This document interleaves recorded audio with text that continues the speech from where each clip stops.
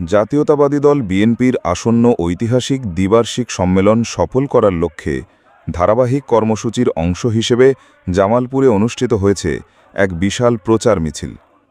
দুপুর ১টায় বাংলাদেশ জাতীয়তাবাদী মৎস্যজীবী দলের আয়োজনে শহরের স্টেশন বাজার মোড়স্থ জেলা বিএনপি কার্যালয় থেকে শুরু হয়ে একটি বর্ণাঢ্য প্রচার মিছিল শহরের প্রধান প্রধান সড়ক প্রদক্ষিণ করে তমালতলায় গিয়ে শেষ হয়। প্রচার মিছিলে জেলা মৎস্যজীবী দলের বিপুল সংখ্যক নেতাকর্মী অংশগ্রহণ করেন। মিছিলটি সুশৃঙ্খলভাবে অনুষ্ঠিত হয় এবং পথচারী ও স্থানীয় জনসাধারণের দৃষ্টি আকর্ষণ করে। প্রচার মিছিল শেষে তমালতলায় এক সংক্ষিপ্ত সমাবেশ অনুষ্ঠিত হয়। এতে সভাপতিত্ব করেন জামালপুর জেলা মৎস্যজীবী দলের সভাপতি আব্দুল হালিম। সমাবেশে প্রধান অতিথি হিসেবে বক্তব্য রাখেন ময়মনসিংহ বিভাগীয় সহ সাংগঠনিক সম্পাদক ও জামালপুর জেলা বিএনপির সাধারণ সম্পাদক অ্যাডভোকেট শাহ মুহাম্মদ ওয়ারেস আলী মামুন।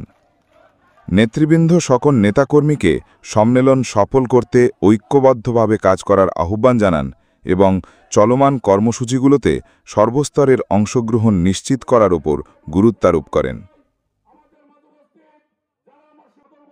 নেতৃবৃন্দ, পৌর মৎস্যজীবী দলের নেতৃবৃন্দ, বিশেষ এখানে উপস্থিত বিএনপি সহ বিভিন্ন অঙ্গ সংগঠনের নেতৃবৃন্দ, অভিনন্দন ধন্যবাদ জানাচ্ছে। সংগ্রামী সাথী বন্ধুগণ, আজকে সারা জামালপুরের বিএনপি এবং জাতীয় আদর্শের সঙ্গে সর্বস্তরের জামালপুরবাসী বলে আনন্দের উচ্ছ্বাস বইছে। আমরা বিশ্বাস করি এই সম্মেলনের মধ্য দিয়ে আমরা আগামী দিনের যোগ্য নেতৃত্ব প্রতিষ্ঠা করতে পারব, যেই নেতৃত্বে আগামী দিনে এই জামালপুরে বিএনপি ঐক্যবদ্ধ, শক্তিশালী এবং জনগণের আশা আকাঙ্ক্ষার দলে পরিণত হবে। প্রিয় ভাই আমার, সেই লক্ষ্যকে সামনে রেখেই আগামী 23 তারিখ জামালপুরে ঐতিহাসিক ত্রিবার্ষিক বিএনপি জেলা বিএনপির সম্মেলন আমরা সফল করার মধ্য দিয়ে জামালপুরের মানুষের সম্মান মর্যাদা সারা বাংলাদেশের মানুষের কাছে পাঠিয়ে তুলতে চাই। মিছিল নিয়ে আমরা জেলা বিএনপির সেই কাঙ্ক্ষিত যে সম্মেলন কার্যালয় লুইস ভিলেজের সামনে, সেখানে যে আমরা উপস্থিত হব।